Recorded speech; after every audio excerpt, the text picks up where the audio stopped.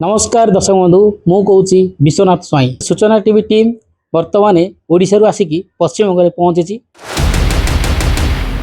पश्चिम बंग आप देखिए मे 4 रे प्रचार जो रिजल्ट बाहर किए गढ़ुची सरकार दुईट फेज तार इलेक्शन हम एप्रिल 23 आउ एप्रिल 29 रे। तेबे आम साधारण लोक ग्राउंड जाई पचारिबा एथुरा लोक क्या चाहते जी 15 वर्ष शासन कर टीएमसी चाहते ना परिवर्तन चाहते कौन विकास होती जो पश्चिम बंग में साधारण लोक ही कहींपर साधारण लोक पचारे साधारण लोग मत देवे आ क्या चाहते सरकार बोले क्या चाहते टीएमसी को ना बीजेपी को ना परिवर्तन करने चाहते परिवर्तन कर बीजेपी को चाहते ना आउ क्या चाहते तेज बाकी रहा आम मे 4 जना पड़ो जो साधारण लोक क्या चाहते। আমি কেশপুর বিধানসভা থেকে। দেখুন, পরিবর্তন তো নিশ্চিত। আপনারা দেখেছেন যে এই 15 বছর ধরে যে কি বিকাশ বিকাশ শুধু আমাদের এখানে মুখ্যমন্ত্রী বলেন যে বিকাশ হয়েছে। আপনারা যদি রাস্তাঘাটে বেরোন, আমরা তো সাধারণ মানুষ, আমরা যে রাস্তাঘাটে বেরোই, না রাস্তাঘাটের উন্নয়ন হয়েছে এখানে, না নদীবাঁধের উন্নয়ন হয়েছে এখানে, না স্বাস্থ্য পরিষেবার উন্নয়ন হয়েছে, না শিক্ষার উন্নয়ন হয়েছে। 26,000 এখানে চাকরি বাতিল হয়েছে। এখানে সবথেকে বড় কথা, স্বাস্থ্য কেন্দ্রে একটা মহিলা সেখানে সুরক্ষিত নয়, সেখানে কোনো প্রোটেকশন দিতে পারেন না উনি।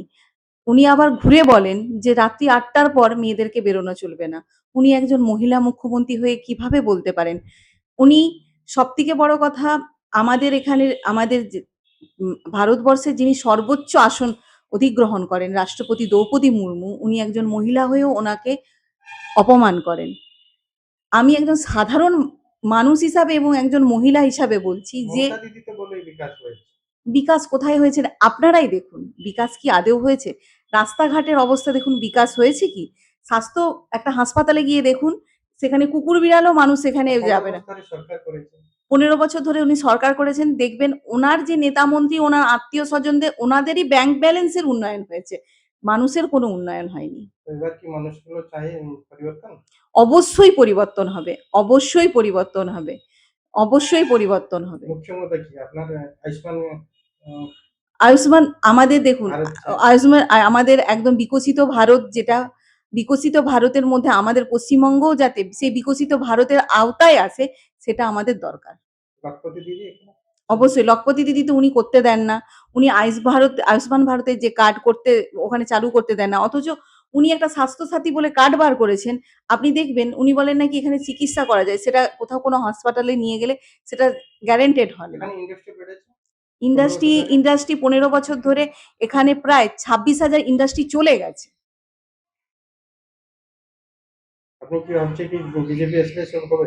দেখুন, এই ভারতবর্ষে অধিকাংশ রাজ্যেই বিজেপির সরকার গঠন হয়েছে। সেখানে যেভাবে উন্নয়ন হচ্ছে, আপনি গুজরাট থেকে শুরু করে, আমরা তো সাধারণ মানুষ হিসাবে টিভি বা আমরা সেখানে দেখছি যে সেখানকার মানুষের কত উন্নয়ন, রাস্তাঘাট, নারী সুরক্ষা, শিক্ষা, সবকিছুই উন্নয়ন হয়েছে। আমরাও আশায় আছি যে আমাদের এখানে পশ্চিমবঙ্গেও বিজেপি সরকার গঠন হলে উন্নয়ন হবেই।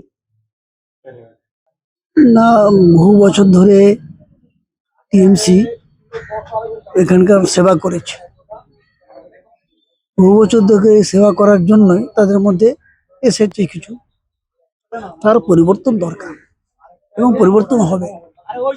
কারণ এইখানকার যদি উন্নতি করতে হয়, তাহলে কেন্দ্রের যেই সরকার থাকুক, যদি কেন্দ্রের সিপিএম সরকার থাকতো তাহলে এখানকেও সিপিএম হতো, কেন্দ্রে যদি বিজেপি থাকে এখানেও বিজেপি হবে, কিন্তু যদি টিএমসি থাকে তাহলে এখানেও টিএমসি থাকে।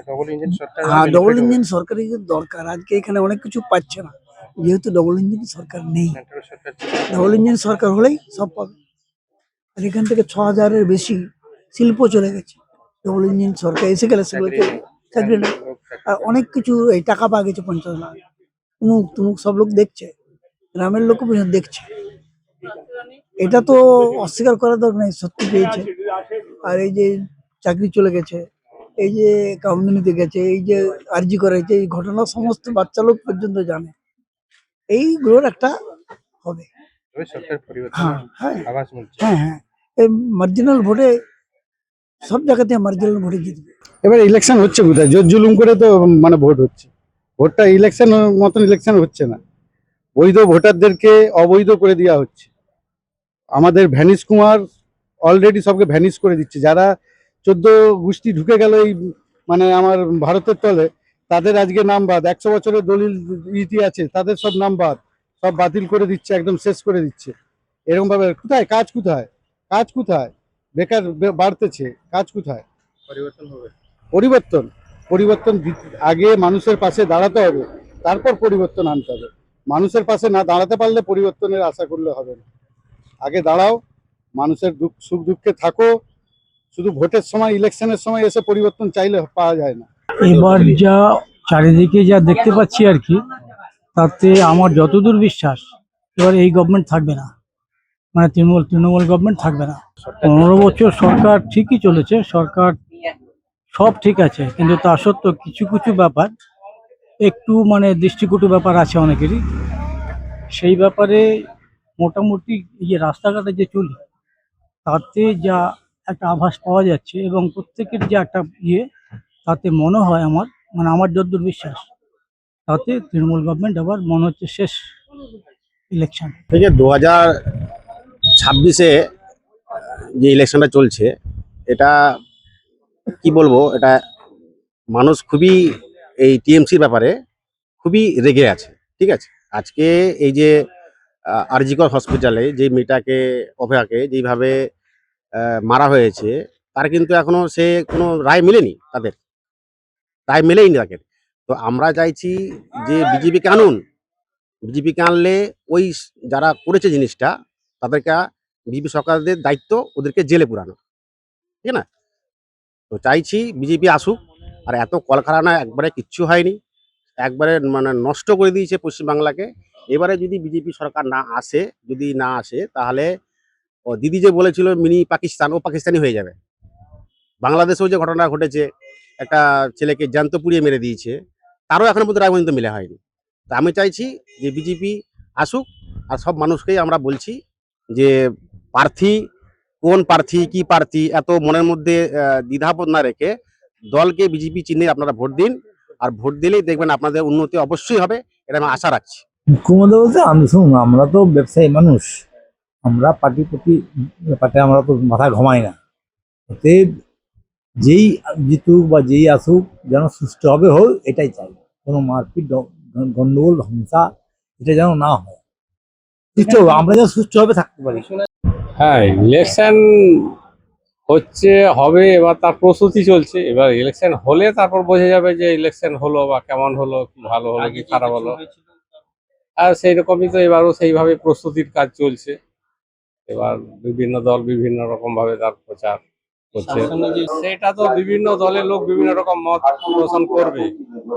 যারা সেই দলের পক্ষে তারা বলবে হ্যাঁ খুব সুন্দর কাজ হচ্ছে, খুব উন্নয়ন হয়েছে, এই সরকার দরকার। আবার যারা আমি কোনো ফিলিং, আমি এখানে কোনো বিবেচনা আমি দিতে রাজি নয়, কারণ আমার বিবেচনা দেওয়াটা আপনারা প্রচারের জায়গায় এসে আছে। আমি সেরকম না, আমি অত্যন্ত সাধারণ ভোটার।